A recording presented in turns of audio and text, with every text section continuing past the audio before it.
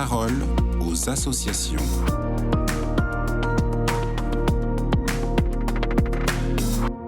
Vous écoutez KTO Radio. Aujourd'hui, nous recevons Sabine Bresson, qui est chargée de la représentation des usagers en santé à la Confédération des associations familiales catholiques.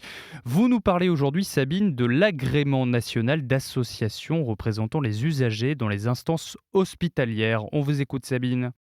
Bonjour Raphaël, je suis chargée de la représentation des usagers en santé à la Confédération nationale des AFC. Le 24 novembre dernier, le ministre de la Santé a renouvelé pour 5 ans l'agrément national d'associations représentant les usagers dans les instances hospitalières et de santé publique. Les AFC détiennent cet agrément depuis 2008. Il permet aux associations qui l'obtiennent de proposer leurs adhérents afin de devenir représentants des usagers. Par cet agrément, la Commission nationale d'agrément reconnaît que les AFC œuvrent dans le domaine de la santé pour tous les citoyens. Nos représentants d'usagers informent, orientent, aident aux démarches, etc. Par ce renouvellement, l'État reconnaît que la Confédération s'est engagée depuis l'obtention de son premier agrément, dans les hôpitaux et dans les cliniques, dans les conseils territoriaux de santé et également au niveau régional et national dans diverses instances.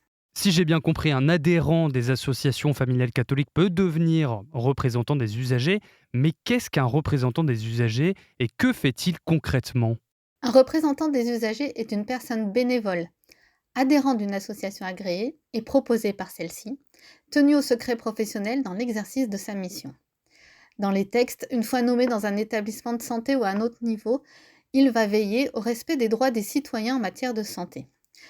Par exemple, à l'hôpital ou en clinique, il va veiller à ce que le patient reçoive les bonnes informations, que sa dignité soit respectée tout comme son intimité, que les soignants le fassent participer aux décisions concernant sa santé, en bref, qu'en amont, tout soit mis en place pour que l'hospitalisation se passe au mieux.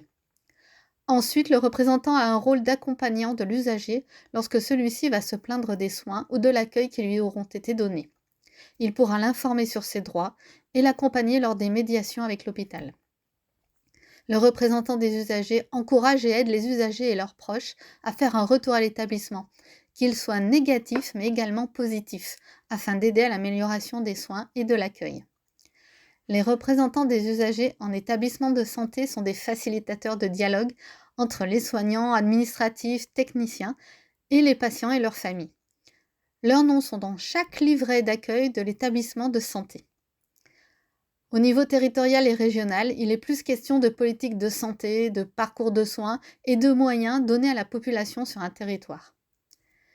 La CNAFC est une des rares associations catholiques à pouvoir proposer à ses adhérents cette mission si riche de représentants des usagers. Si vous aussi vous souhaitez sauter le pas, adhérez aux AFC et rejoignez-moi dans cette formidable mission.